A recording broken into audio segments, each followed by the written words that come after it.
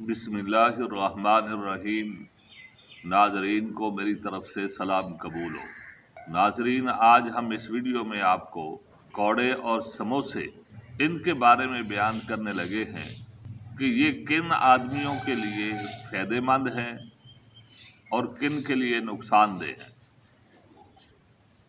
क्योंकि हमारे मुआशरे में रमज़ान का महीना है, अफ्तारी में पकौड़े समोसे ना हो तो चासी नहीं आती, और इसी तरह फिर खा लें तो तकलीफ भी होती है।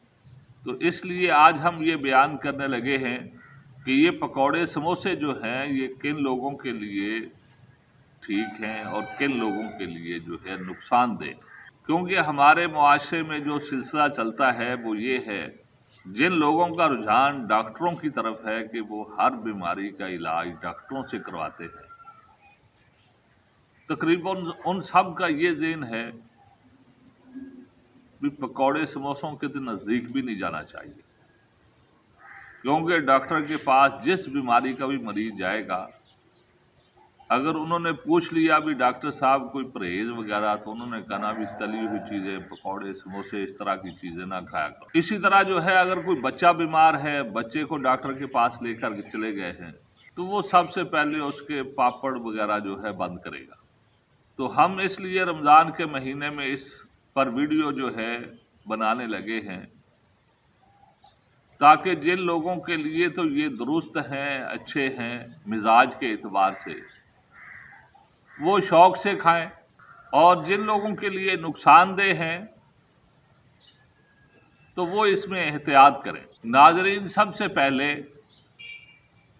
तो पकौड़े समोसों का मिजाज समझ लें कि इनका मिजाज जो है ज़्यादातर जो है खुशक गरम जो है, ये आप कह लें या गरम खुशक कह लें, इनका मिजाज ये बनता है। अब इस मिजाज के एतबार से ये पकौड़े समोसे उस आदमी के लिए, उस शख्स के लिए ठीक है जिसका मिजाज बलगमी मिजाज है, रतूबती मिजाज है, या ऐसा मोटा आदमी है जिसका मोटापा पिलपला है, या पूरा जिस्म जो है मोटा है, गुंदा हुआ है, मैदा उसका जो है सुस्त है, जो चीज़ भी वो खाता पीता है सही तरह हजम नहीं होती, मैदे का निज़ाम सुस्त हो गया है। उस आदमी के लिए खालस बेसन के जो पकौड़े हैं वो बड़े ही ज़बरदस्त हैं। घर में निकालें, सरसों के तेल में निकालें और उसको खाएं, ऐसे आदमी के लिए बड़े फ़ायदेमंद हैं। और इसी तरह समोसे जो हैं ये भी रतूबती और बलगमी आदमी के लिए बड़े ही ज़बरदस्त हैं, क्योंकि इन्होंने जो मैदे के अंदर या आंतों के अंदर लेसदार मादा है या रतूबत जो है वहाँ पर ज़्यादा जमा हुई है, उसको खुशक करना है। तो जैसे जैसे वो रतूबत खुशक होगी, वहाँ पे हरारत भी पैदा होगी और मैदे का निज़ाम भी जो है वो दुरुस्त होता चला जाएगा। और अगर आंतों में लेस है, लेस की वजह से कब्ज़ की भी शिकायत है, तो जैसे जैसे ये पकौड़े समोसों से लेस ख़त्म होती जाएगी, वैसे वैसे आंतों का निज़ाम भी दुरुस्त होता चला जाएगा, वो कब्ज़ भी दूर हो जाएगी। इसी तरह जो है नज़ले ज़ुकाम वाला आदमी जिसको छींकें भी आती हों, बलगमी मिजाज वाला इंसान हो, अगर उसको नज़ला लग गया है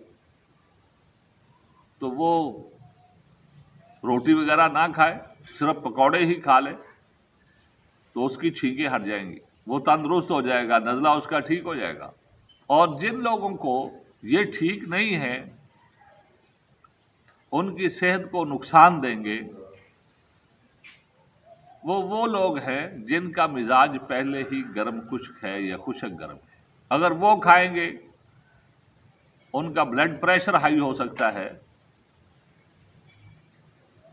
इसी तरह जो है इसके खाने से जो दिल का मरीज है उसको भी परेशानी बन सकती है। इसी तरह जिस आदमी के गुर्दों में पथरी बनती है اس کے لیے بھی نقصان دہ ہے۔ اس لیے جن آدمیوں کا مزاج پہلے ہی خشک ہے یا گرم ہے وہ پکوڑے سموسوں کا استعمال نہ کریں، اور اگر کرنا بھی ہے تو احتیاط سے تھوڑا استعمال کریں، اور اس کے اوپر جو ہے دہی کی چٹنی وہ ہے وہ ڈالیں، دہی ڈالیں، جو دہی کھٹا نہ ہو، میٹھا ہو۔ اس کے ساتھ کیا ہوگا کہ اس کی گرمی جو ہے وہ بھی کم ہو جائے گی اور اس کی خشکی بھی ٹوٹ جائے گی۔ وہ اس کے اوپر دہی جو ہے وہ ڈال کر کھائیں۔ بازار میں جو چٹنی ملتی ہے اکثر جو ہے وہ کھٹی لسی کی بنی ہوئی ہوتی ہے، وہی جو ہے پیک کر کے شاپروں میں وہ پکوڑے اور سموسوں کے ساتھ دے رہے ہوتے ہیں۔ وہ چٹنی نہیں استعمال کرنی چاہیے۔ آپ دہی لیں اور دہی جو ہے پکوڑے سموسوں کے اوپر ڈال کر کھائیں، اس سے جو ہے اس کی خشکی بھی ٹوٹ جائے گی اور اس کی گرمی بھی کم ہو جائے گی۔ تو ناظرین، اگر یہ ہماری ویڈیو آپ کو اچھی لگی ہے تو اس کو لائک بھی کریں، شیئر بھی کریں اور ہمارے چینل کو سبسکرائب بھی کریں۔ جزاک اللہ خیر، بارک اللہ فیکم۔